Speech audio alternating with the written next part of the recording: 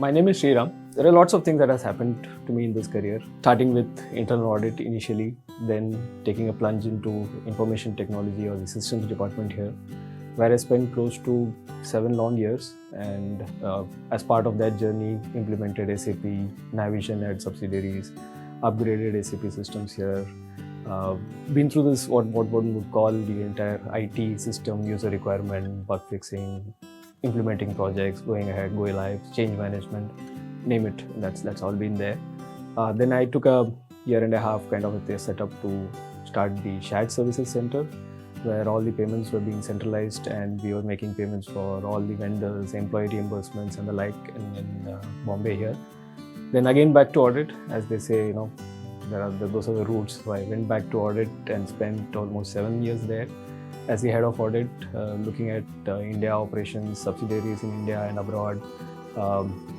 I also took over risk management. I was part of the risk management committee of the board, and then now I'm currently in audit. So it's been an eventful journey, a lot of experiences that I've gathered over the years, a lot of people I've interacted with, lot of learnings, and I think that's the crux of what comes here. I never thought I would venture into IT and do well there or move back into audit, because I think when you graduate out, you have certain mindsets about the functions and departments. I think I've thoroughly enjoyed my entire stint here in Asian Paints here.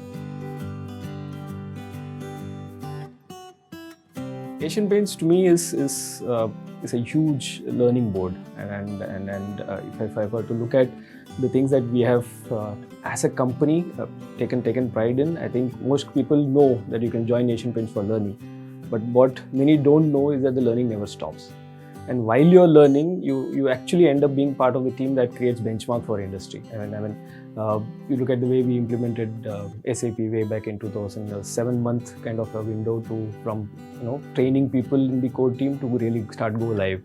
Not have a parallel run for SAP systems, or the way we set up automated plants in our company, or the way we set up automated storage and retrieval systems at plants.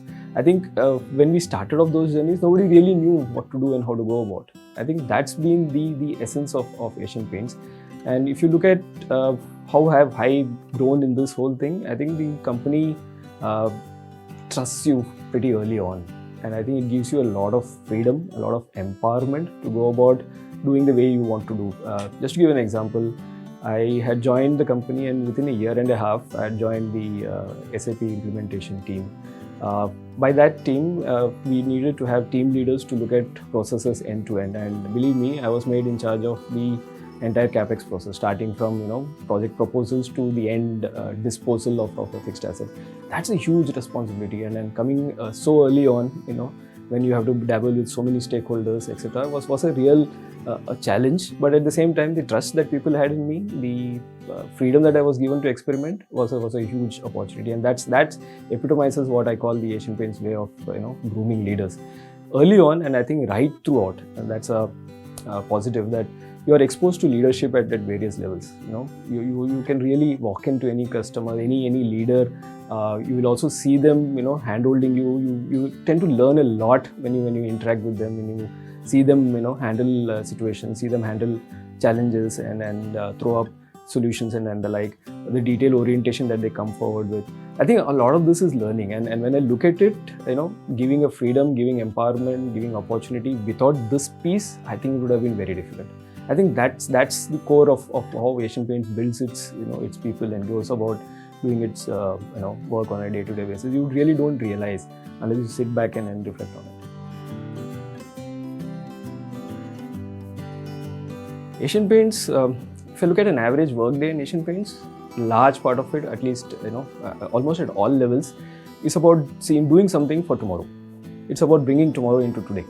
I think right from an officer who is a new entrant at probably doing routine work, his day is also focused upon saying, how do I make tomorrow easier? How do I predict tomorrow? How do I change what I need to do tomorrow? To the people right up to the leadership team, thinking about what is it that I need to do for tomorrow.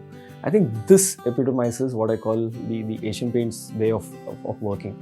We are not complacent, we are not happy with what we have done so far or where we have reached.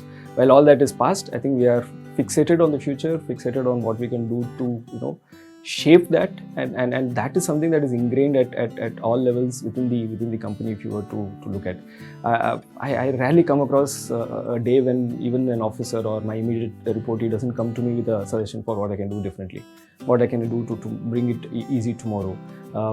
Planning for the month ahead based on an event actually starts happening much earlier, right? And that's where we are prepared. And yeah, this is a VUCA world. You can never be 100% prepared, but to know what is coming in, and you probably know where are the leverages that you have to, the strengths that you can leverage on.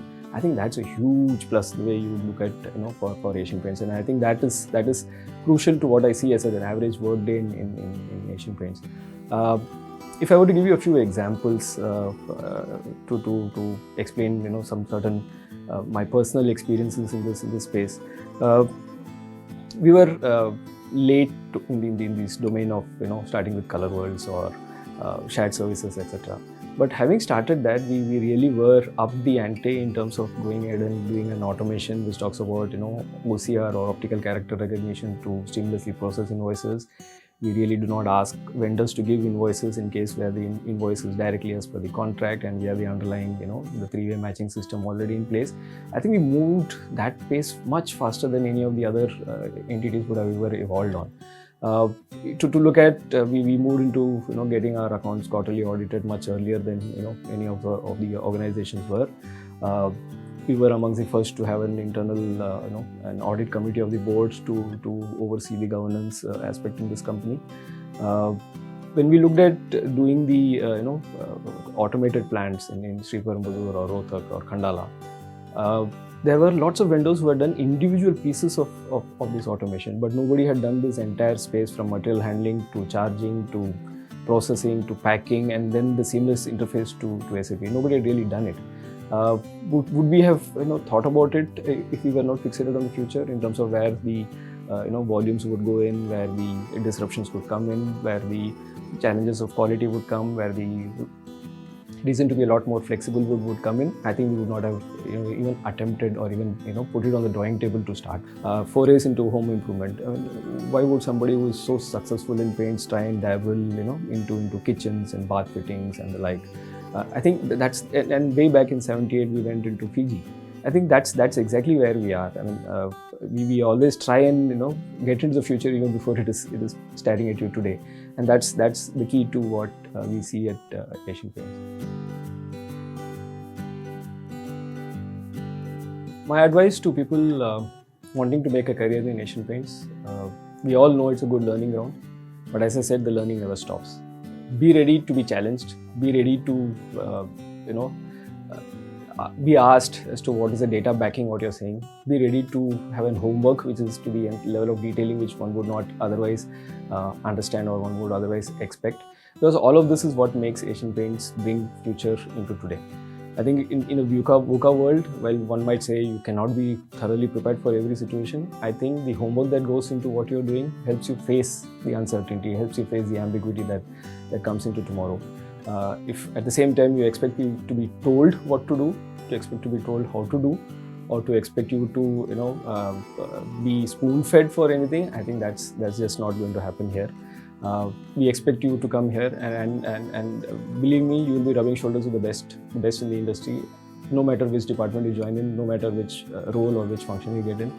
There have been multiple instances where people have come back and said, what I'm doing here, probably outside people with more years of experience or at levels, at least 1 to 1.5, 2 levels above are currently doing. I think that's the learning. I think that's the thing that you will do. You'll be pushed into leadership roles, or no matter what, whether it is a small project, whether it is a small work that needs to get done, or the elevations that you have to do, or be part of any quality assurance teams that you have. You will be given roles which is not typically what one would see in the job description. I think no job description really do justice to what you get to face or what you get to do in Asian Paints and learn. All the best to you guys, and I'm sure you will succeed in whatever you do. Welcome to Asian Paints and welcome to our way of working. All the best.